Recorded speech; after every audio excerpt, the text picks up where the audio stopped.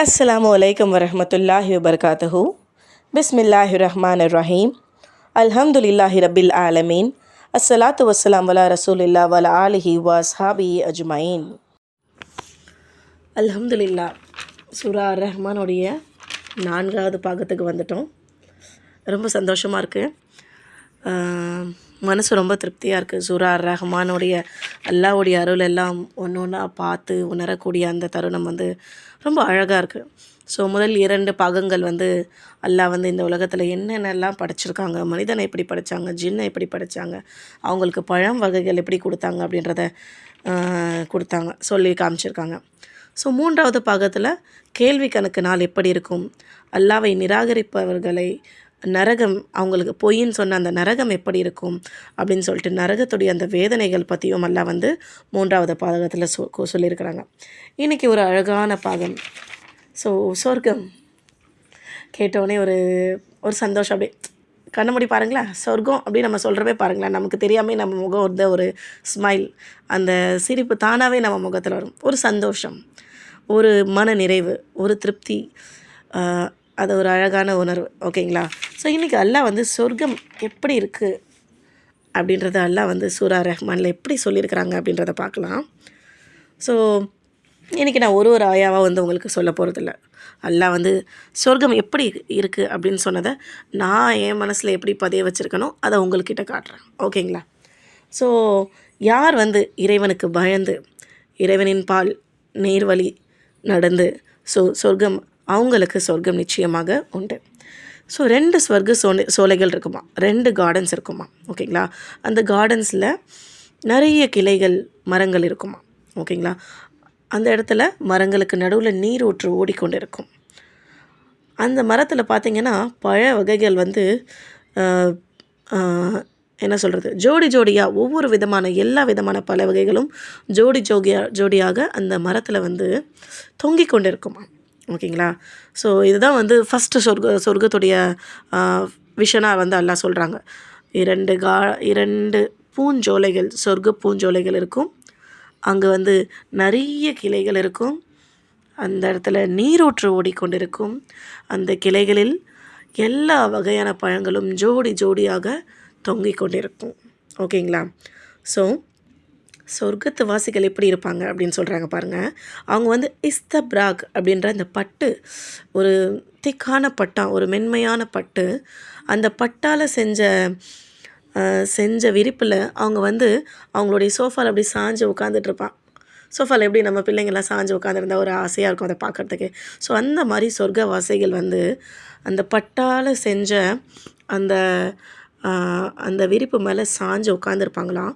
அவங்க அப்படியே கைக்கு எட்டின தூரத்துக்கு அந்த மரங்களில் இருக்க பழங்கள் அப்படி கைக்கு எட்டினா பறித்து சாப்பிடக்கூடிய அந்த தூரத்தில் அந்த பழங்கள் இருக்குமா. ஸோ எவ்வளோ அழகாக இருக்குது பாருங்களேன். நம்ம ஒரு சோஃபாவில் சாஞ்சு உட்காந்து இப்படி எட்டினோடனே ஒரு பழம் நம்ம பக்கத்தில் இருக்க, அதை வரித்து நம்ம சாப்பிட்றோம். அது ஒரு தனி ஃபீலில் தனி டேஸ்ட்டு தான். ஓகேங்களா? ஸோ இந்த மாதிரி சொர்க்கவாசிகள் அங்கே எப்படி இருப்பாங்க அப்படின்னு சொல்லிட்டு அவங்களுக்கு அல்லாஹ் சொல்கிறாங்க. அடுத்து அந்த சொர்க்கவாசிகளுக்கு ஒன்று பழங்கள், அதாவது அவங்களுக்கு தேவையான சாப்பாடு உணவு கிடச்சிருச்சு.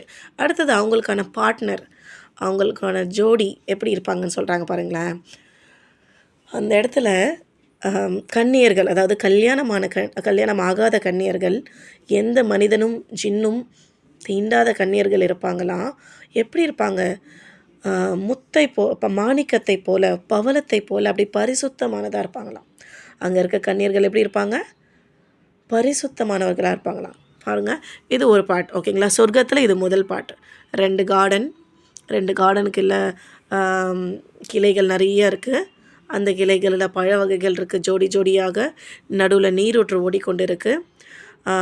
பட்டால் செஞ்ச அந்த கம்மலம், அந்த இருக்கை மேலே சாய்ந்து கொண்டிருந்து சொர்க்கவாசிகள் எட்டின இடத்துல பக்கத்திலே இருக்கக்கூடிய பழங்கள் இருக்குது. அதேமாரி அவங்களுக்கு எப்படி ஜின்களும் மனிதனும் தீண்டாத பரிசுத்தமான கன்னியர்கள் அவங்களுக்கு இருக்காங்க. கன்னியர்கள் எப்படி இருப்பாங்கன்னு சொல்கிறாங்க?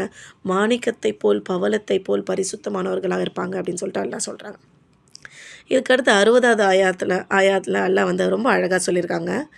ஹல் ஜஸா உல் இஹ்சானில் இல்லல் இஹ்சான். ஸோ ஜஸா உ அப்படின்றது என்னென்னா கூலி. ஓகேங்களா? இஹ்சான் அப்படின்னா வந்து நன்மை. நன்மைக்கு கூலி நன்மை தவிர வேறு எதுவும் இருக்கா அப்படின்னு சொல்லிட்டு அல்லாவே சொல்கிறாங்க. ஸோ நம்ம இந்த உலகத்தில் செய்கிற நன்மை, அந்த நன்மையுடைய கூலி இந்த சொர்க்கம். நன்மையை தவிர வேறு எதுவும் இருக்கா அப்படின்னு சொல்லிட்டு அல்லாஹ் வந்து மனிதனுக்கு கேள்வி எழுப்புகிறாங்க. அதே திருப்பி இன்னொரு பாகமாக அல்லாஹ் சொல்கிறான், இந்த இந்த சொர்க்கம் ஒன்று, அடுத்தது இந்த சொர்க்கத்தை தாண்டி இன்னும் 2 சொர்க்க சோலைகள் இருக்குது. ஓகேங்களா? அங்கேயும் அதே மாதிரி கரும்பச்சை நிறமான, அது ரொம்ப கரும்பச்சையான நிறத்தில் இருக்குமா. அங்கேயும் மரங்கள் கொடிகள் நிறையா இருக்குமா, பழங்கள் நிறையா இருக்குமா. எப்பொழுதும் எப்பொழுதும் என்ன சொல்கிறது, அந்த நீரூற்று பார்ப்பீங்களே ஃபவுண்டைன்ஸ், அப்படி நீரை அது எப்போவுமே அந்த மலையில் நீரூற்று இருந்தால் எப்படி இருக்கும். ஸோ எப்பொழுதுமே பொங்கி கொண்டிருக்கும் நீரூற்று இருக்கும் அங்கே.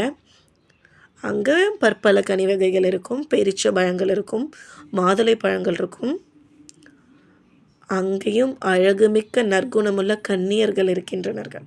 ஓகேங்களா? அவங்கள பற்றி அல்லாஹ் எப்படி சொல்கிறாங்க பாருங்களா. ரொம்ப மிகவும் அழகான வெரி பியூட்டிஃபுல்லான கன்னியர்கள், கல்யாணமாகாத கன்னியர்கள் இருப்பாங்களாம். அவங்கள வந்து கூடாரங்களில் மறைத்து வைக்கப்பட்டிருப்பார்களாம். அதாவது எந்த மனிதனும் ஜின்களும் பார்க்காதபடி, அதாவது பரிசுத்தமானவர்களாக அவங்க வந்து இருப்பாங்களாம். அவங்க அவங்க தங்கியிருக்க அந்த இடம் எப்படி இருக்கும் பாருங்களேன். பசுமையான இரத்தின கம்பளங்கள் மீதும் விரிப்புகள் மீதும் அவங்க வந்து சாய்ந்தவர்களாக இருப்பார்களாம். ஸோ அந்த கன்னியர்கள் எந்த அளவுக்கு வந்து அந்த இடத்துல வந்து மிகுதிப்படுத்தி அல்லாஹ் வந்து அந்த சொர்க்கத்தில் வந்து அவங்கள வந்து ப்ரொடெக்ட் பண்ணி வச்சுருக்காங்க அப்படின்றத இன்னொரு பாகமாக, சொர்க்கத்துடைய இன்னொரு பாகமாக அல்லாஹ் சொல்கிறாங்க. முதல் பாகம், அதுக்கு மேலே அந்த கன்னியர்கள், மிகவும் அழகான கன்னியர்களை வந்து பாதுகாக்கப்படி ஒரு கூடாரத்தில் வச்சுருப்பாங்க. அவங்களுடைய அந்த கம்பளம், ரத்தினங்களாலான கம்பளம், அழகு விரிப்பு மேலே சாய்ந்தவர்களாக அவங்க இருப்பாங்க அப்படின்றத சொல்லிவிட்டு, இந்த லாஸ்ட் வர்ஸ் கேளுங்களேன், ரொம்ப அழகாக சொல்லியிருக்காங்க. தபாரகஸ்மு ரப்பிக தில் ஜலாலி வல் இக்ராம்.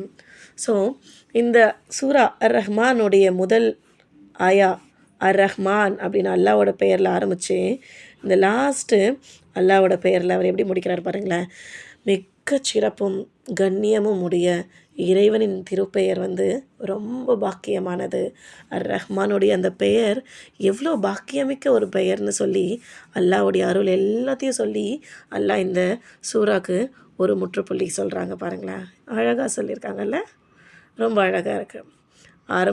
ஆரம்பமும் அழகாக இருந்தது, முடிவும் ரொம்ப அழகாக இருந்தது.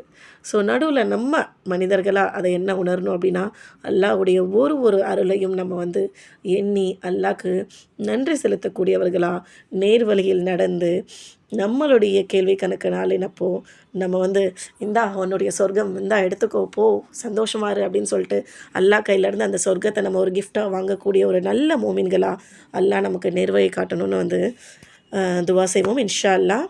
அஸ்ஸலாமு அலைக்கும் வரஹ்மத்துல்லாஹி வபரகாத்துஹு. மீண்டும் இன்னொரு சூறாவில் சந்திக்கலாம்.